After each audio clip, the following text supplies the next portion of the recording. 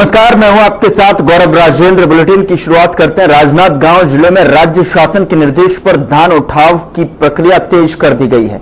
कई समितियों ने उठाव शुरू कर दिया है, जबकि अन्य जगहों पर तैयारियां अंतिम चरण में है। सुबह से समितियों में ट्रैक्टर, ट्रॉली और परिवहन वाहनों की आवाजाही बढ़ गई है, तो वहीं प्रशासन का कहना है कि धान की जल्द सुरक्षित संग्रहण केंद्र पहुंचाना जरूरी है, ताकि भंडारण और परिवहन में दिक्कत ना हो। किसानों ने भी समय पर उठाव को राहत देने वाला कदम बताया है। तो वहीं कुल मिलाकर प्रशासन, समितियां और किसान मिलकर धान उठाव को युद्ध स्तर पर आगे बढ़ा रहे हैं।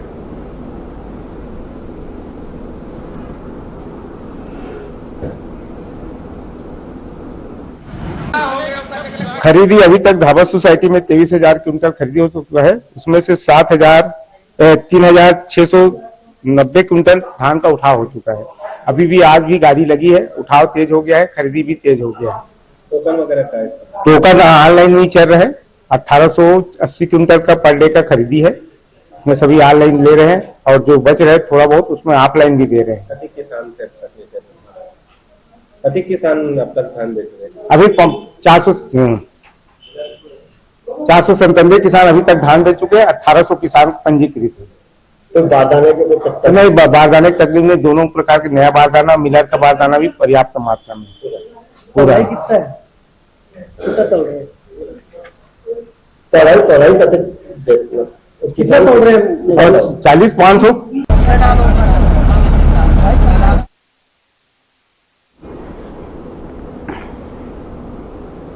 खबर राजनांदगांव से है, जहां पर लालबाग थाना क्षेत्र में बुधवार को बड़ा हंगामा देखने को मिला। मेडिकल हॉस्पिटल के सफाई कर्मचारी और सिक्योरिटी गार्ड स्टाफ ने थाने पहुंचकर लिखित शिकायत दर्ज कराई। दरअसल आपको बता दें कि शिकायत में आरोप लगाया गया है कि प्राइवेट एम्बुलेंस के कर्मचारियों ने उनके साथ मारपीट की और इसके पहले भी कई बार उनके साथ मारपीट कर चुके हैं और इसकी शिकायत भी की गई, परंतु आज तक कोई कार्रवाई नहीं की गई।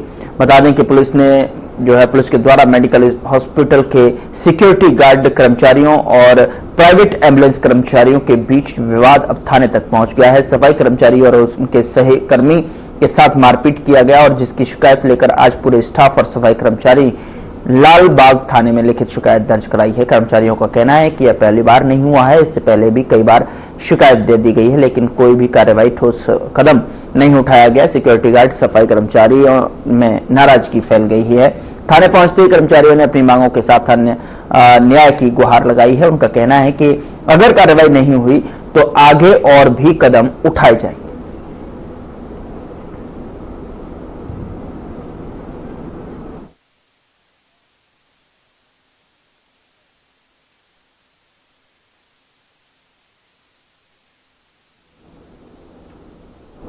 उधर बस्तर की मिट्टी एक बार फिर खेल, संस्कृति और परंपराओं के रंग में रंगने को तैयार है, जहां पर आदिवासी खेलों की खुशबू, लोक संस्कृति की ताल और जनभागीदारी का उत्साह तीनों मिलकर एक ऐसा महोत्सव रचते हैं जिसे बस्तर ओलंपिक के नाम से जाना जाता है। इसी भव्य आयोजन के उद्घाटन समारोह में मुख्यमंत्री विष्णुदेव साय बतौर मुख्य अतिथि शामिल हुए।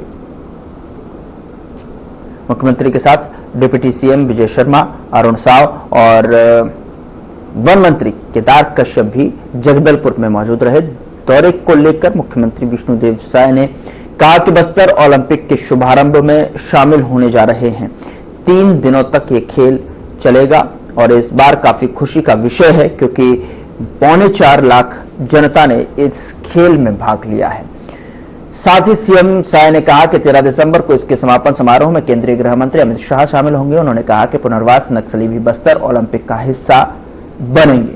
पहले भी उन्होंने बस्तर ओलंपिक में हिस्सा लिया था।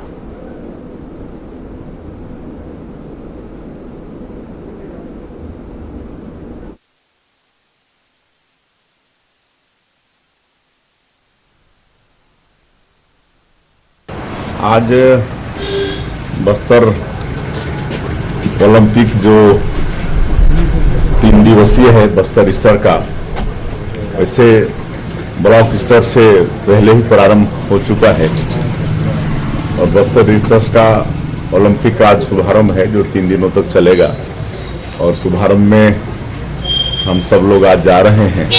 हमारे दोनों डिप्टी सीएम श्री अरुण साव जी, श्री विजय शर्मा जी, हमारे उस क्षेत्र के सपूत और केदार कश्यप भी जा रहे हैं और ये 3 दिनों तक चलेगा। और इस बार बड़ा खुशी का विषय है कि करीब 4.25 लाख लोग इसमें पार्टिसिपेट किए हैं। पिछले साल 1,65,000 लोग पार्टिसिपेट किए थे, लेकिन इस साल 4.25 लाख लोग पार्टिसिपेट किए हैं।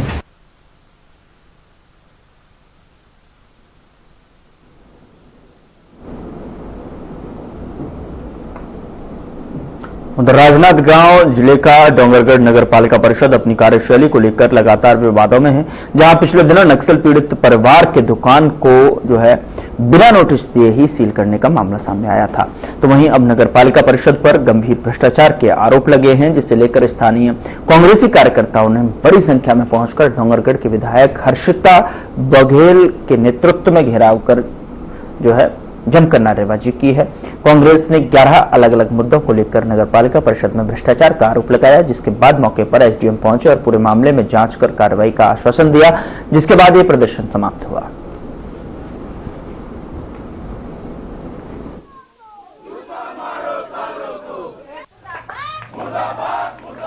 देखिए, इसमें नगर पालिका के सिर्फ भ्रष्टाचार के विषय में पूर्व सीएमओ चंद्रकांत शर्मा, कुलदीप झा और वर्तमान सीएमओ फिरोज भोई के निलंबन की मांग मुख्य रूप से इनके भ्रष्टाचार के खिलाफ थी। क्या मांगे थी? मांग ये थी कि इनके कार्यकाल में, इन तीनों सीएमओ के कार्यकाल में जो भ्रष्टाचार हुए हैं, जैसे हमारा पहला विषय था इंटेक वेल का। इंटेक वेल में 30,93,000 रुपए का टेंडर, मतलब एक ऑर्डर निकल जाने के बाद फिर वो उसका जो रेट है वो 2 करोड़ 1 लाख रुपए हो जाता है, जिसकी जानकारी हमने इंजीनियर से यहां मांगा तो उन्होंने गोलमोल जवाब देकर के खत्म कर दिया। उसके पश्चात आपके कालकापारा स्थित जो भवन है उसके संबंध में जानकारी मांगी गई तो इन्होंने सिर्फ साफ साफ लिख करके दे दिया कि 14,83,000 का भुगतान हुआ है, जबकि उस भवन में किसी भी प्रकार का कोई भी दरवाजा, खिड़की या कोई भी वस्तु नहीं है। उसको देख करके समझ में आ रहा है कि उसमें 1 साल पहले 14,83,000 का फर्जी बिल निकाला गया है और ये जो इंजीनियर वर्तमान में है इसकी मौजूदगी में उसका सेकंड बिल निकला है और उसके बाद भी उसमें वहां का फर्जी वाला दिख रहा है। इसके पश्चात कन्याशाला के सामने जो वो बनाया हुआ है बिल्डिंग, उसमें निजी लोगों का कब्जा है, जिसकी जानकारी सीएमओ को है ही नहीं और नगर पालिका के पास उस बिल्डिंग की चाबी तक नहीं थी। कितने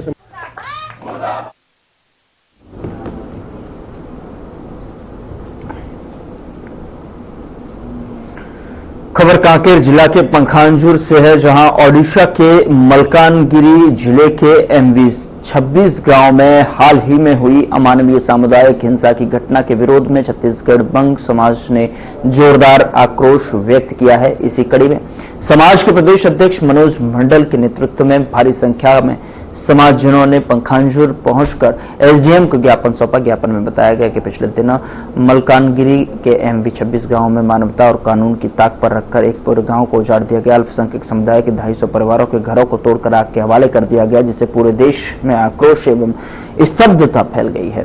छत्तीसगढ़ में भी इस घटना के विरोध में बड़ा जनसमूह एकत्रित हुआ।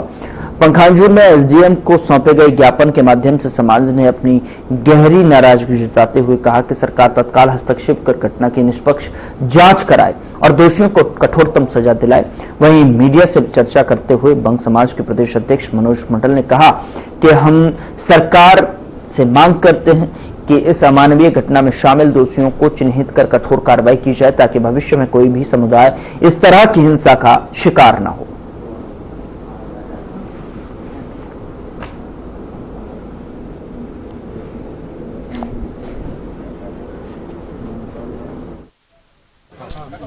आप सभी को पता है कि हमेशा से वर्तमान समय में जिस प्रकार से समाज को टारगेट किया जा रहा है, उसका एक जीता जागता उदाहरण जो है एमवी 26 नंबर में जिस प्रकार का घटनाक्रम पिछले कुछ दिनों में हुआ है, वाकई में ये निंदनीय है और इस प्रकार का घटनाक्रम नहीं होना चाहिए था।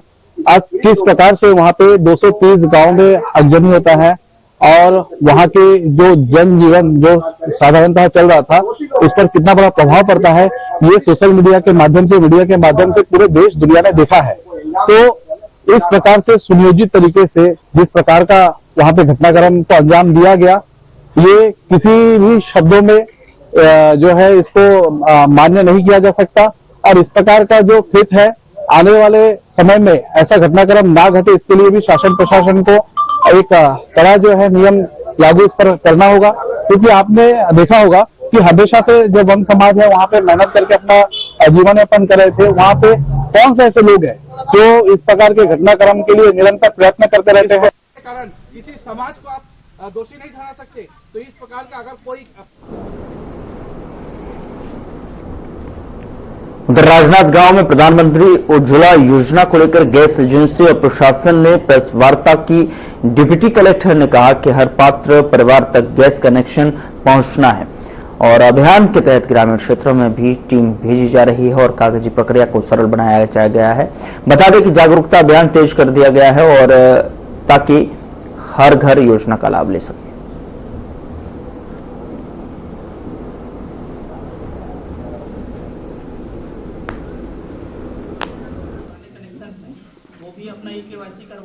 भारत सरकार के प्रधानमंत्री उज्ज्वला योजना के माध्यम से 25 लाख अतिरिक्त निःशुल्क जो एलपीजी कनेक्शन स्वीकृत किए गए हैं, उस आधार पे जो आर्थिक कमजोर परिवार है उनको हम लोग मेन स्ट्रीम में लेके आने के लिए ये उज्ज्वला 3.0 योजना आई है। इस माध्यम से हम लोग जैसे आज राजनांदगांव डिस्ट्रिक्ट में ये मीडिया वार्तालाप कर रहे हैं, इसमें आपके माध्यम से हम यही सूचित करना रिक्वेस्ट करना चाहते हैं कि ज्यादा से ज्यादा परिवार जो वंचित है वो आए और इस योजना का फायदा उठाए। इसमें क्या होगा कि जो उनके जो एलपीजी कनेक्शन यूज करने से उनके जो स्वास्थ्य, उनके घर में जो प्रदूषण और जो बाकी समस्याएं होती है, और इसमें वुमन एम्पावरमेंट जो गवर्नमेंट ऑफ इंडिया का जो मेन है महिला सशक्तिकरण, इसको भी एक बल मिलेगा। यहां रुक रहे हैं एक छोटे से ब्रेक के लिए। ब्रेक के उस पार खबरों का सिलसिला लगातार जारी है।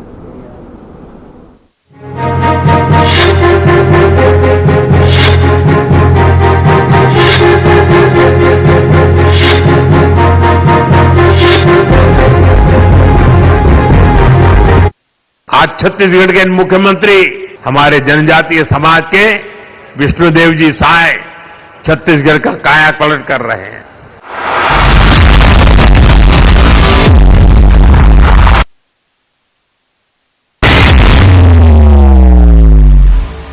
अटल जी ने छत्तीसगढ़ राज्य पहले आदिवासी संवार रहे हैं। 25 वर्ष पहले अटल जी ने प्रदेश के आदिवासियों, किसानों, सर्व जन के हित को देखते हुए जिस छत्तीसगढ़ को अलग राज्य का दर्जा दिया, मुख्यमंत्री श्री विष्णुदेव साय के नेतृत्व में मात्र 2 वर्षों में ही इस छत्तीसगढ़ की तस्वीर बदलती नजर आ रही है। आइए जानते हैं विष्णु के सुशासन में पिछले 2 वर्षों की विकास गाथा। हमारे देश के यशस्वी प्रधानमंत्री नरेंद्र मोदी जी 2023 के विधानसभा चुनाव में वादा करे रही साफ मन से छत्तीसगढ़ के 3 करोड़ जनता से, और बोला हमन मोदी की गारंटी नाम दे रहन। और मैं आप बताता हूं कि मोदी की गारंटी मतलब गारंटी पूरा होए के गारंटी।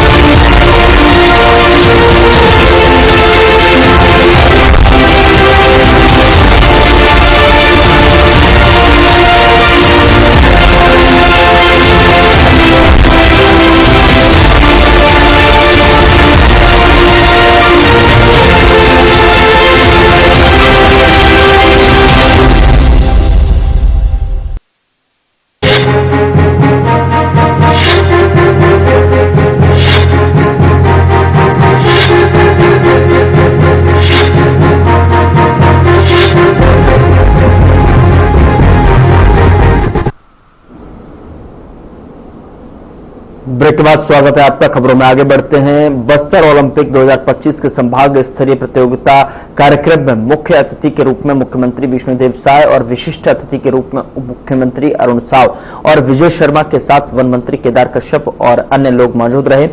इस बार पद्मश्री मैरी कॉम भी जो है बस्तर ओलंपिक में शामिल हुई।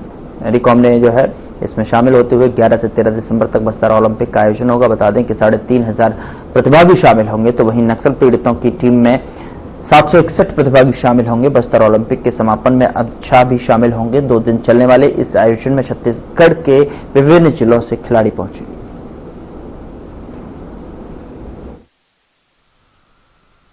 इस नारे के साथ ही बस्तर के नौजवान, बस्तर के खिलाड़ी दुनिया के प्लेटफॉर्म पर आने वाले समय में, जैसे मैरी कॉम जी ने कहा, बस्तर के नौजवान भारत के लिए गोल्ड मेडल जीत कर आएंगे।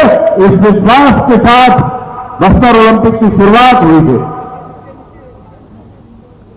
हम सबके बीच में हमारे नेता, हमारे मुखिया, हमारे प्रदेश के मुख्यमंत्री माननीय विष्णुदेव साय जी, जिन्होंने प्रारंभ से ही बस्तर की चिंता की है और अनेक अभियानों के माध्यम से बस्तर के युवा आगे बढ़े, इस बात को सुनिश्चित किया है। बहुत सारे और स्पोर्ट्स के अभियान यहां आगे किए जाएंगे और इस बात को निर्धारित भी किया जाएगा कि बस्तर के नौजवानों के बीच की एक एक प्रतिभा उभर कर आगे जाए। इन पूरी चिंताओं को करने वाले माननीय विष्णुदेव साय जी मंच पर विराजमान हैं। आपसे निवेदन करता हूं कि एक बार जोरदार तालियों के साथ माननीय मुख्यमंत्री जी का आप स्वागत करें, अभिनंदन करें। मंच पर विराजमान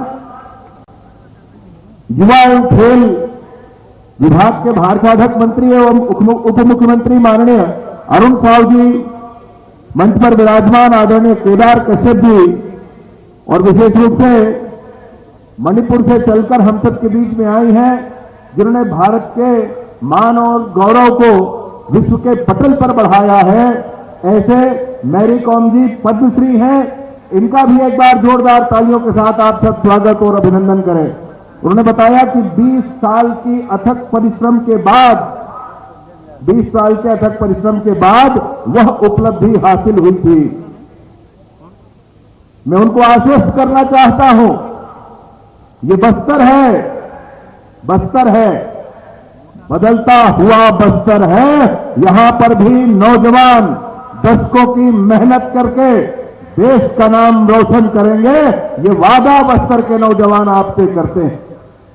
मैं विधायक महोदय माननीय विनायक गोयल जी, माननीय चैत्रा मकानी जी, माननीय संजय पांडे जी, माननीय पूर्व सांसद दिनेश कश्यप जी, माननीय वेद प्रकाश जी, माननीय संतोष बाफना जी, माननीय बैदूराम कश्यप जी, माननीय सुभोग कश्यप जी, खेम सिंह देवांगन जी, बलदेव सिंह जी, किरण पिता जी, खुशबू नाग जी, योगेंद्र पांडे जी, विद्याचरण जी, रजनीश पानीग्राही जी और बस्तर के सारे ही अधिकारीगण, बस्तर पूर्व विधायकगण, आदरणीय संतोष बाफना जी, डॉक्टर सुभोग कश्यप जी, लक्ष्मीराम कश्यप जी, बेदूराम कश्यप जी, हमारे पार्टी के जिलाध्यक्ष वेद प्रकाश पांडे जी, यहां पर विशेष रूप से उपस्थित हमारे अंतर्राष्ट्रीय खिलाड़ीगण किरण पिस्ता जी, खुशबू नाग जी,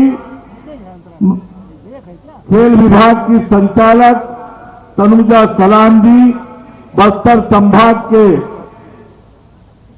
माननीय आयुक्त आईजी, संभाग के सभी अधिकारीगण, बस्तर के कलेक्टर, पूरी टीम, प्रशासन की पूरी टीम, मीडिया के साथियों और इतनी बड़ी संख्या में उपस्थित बस्तर के मेरे युवा साथियों, मैं आप सबको प्रणाम करता हूं, आप सबका अभिनंदन और स्वागत करता हूं। ये बस्तर ओलंपिक का आयोजन, बस्तर ओलंपिक का यह विहंगम दृश्य ये संकेत है बस्तर के युवाओं के उत्साह का। यह विहंगम दृश्य है बस्तर के युवाओं के प्रतिभा का। यह विहंगम दृश्य है बदलते हुए बस्तर के परिदृश्य का। यह विहंगम दृश्य है बढ़ते हुए बस्तर के दिशा का। यह विहंगम दृश्य है प्रधानमंत्री माननीय नरेंद्र मोदी जी, देश के गृह मंत्री अमित शाह जी, राज्य के मुख्यमंत्री आदरणीय विष्णुदेव साय जी के संकल्पों का यह विहंगम दृश्य है। यह विहंगम दृश्य है बस्तर के भविष्य का। यह विहंगम दृश्य है बढ़ते हुए बस्तर का। यह विहंगम दृश्य है खुशहाल होते बस्तर का। ये बस्तर ओलंपिक का आयोजन, यह ऐतिहासिक आयोजन दुनिया में बस्तर को गौरवान्वित करने वाला है। बस्तर के युवाओं को मंच देने वाला है। यह बस्तर ओलंपिक का आयोजन आने वाले समय में दुनिया में बस्तर की प्रतिभा को दिखाने वाला है। बस्तर के युवाओं में प्रतिभा है। राज्य सरकार केवल आपको मंच प्रदान करने का काम कर रही है। जब एक मणिपुर की बेटी, बोलिए भारत माता की, भारत माता की, छत्तीसगढ़ मातारी की, छत्तीसगढ़ मातारी की, दंतेश्वरी माई की, दंतेश्वरी माई की। आज दंतेश्वरी माई की पावन भूमि जगदलपुर में आयोजित 3 दिवसीय संभाग स्तरीय बस्तर ओलंपिक 2025 के शुभारंभ महोत्सव में हम लोगों के बीच मंच में विराजमान, जिनका ओजस्वी उद्बोधन हम सब लोगों ने अभी सुना, हमारे प्रदेश के ऊर्जावान उप मुख्यमंत्री श्री अरुण साव जी, हमारे प्रदेश के ऊर्जावान और कर्मठ उप मुख्यमंत्री और जिनके पास गृह विभाग भी है, और हमारे छत्तीसगढ़ में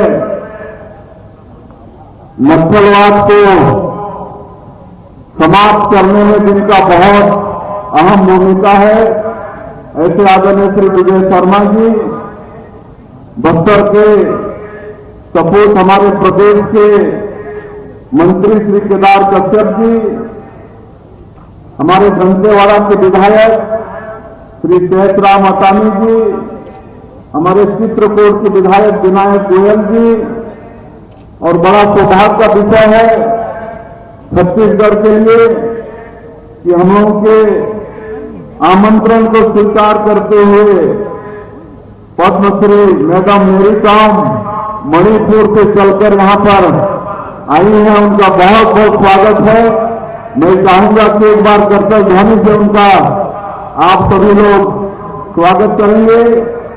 हमारे जगदलपुर के महापौर श्री संजय पांडे जी, पूर्व सांसद श्री दिनेश कश्यप जी, हमारे पूर्व विधायक श्री संतोष बाफरा जी, बेदूराम कश्यप जी, डॉक्टर सुभाव कश्यप जी, श्री लक्ष्मीराम कश्यप जी, हमारे जिला भाजपा के अध्यक्ष देश प्रकाश पांडे जी, प्रेम सिंह गवांगन जी, बलदेव मंडावी जी।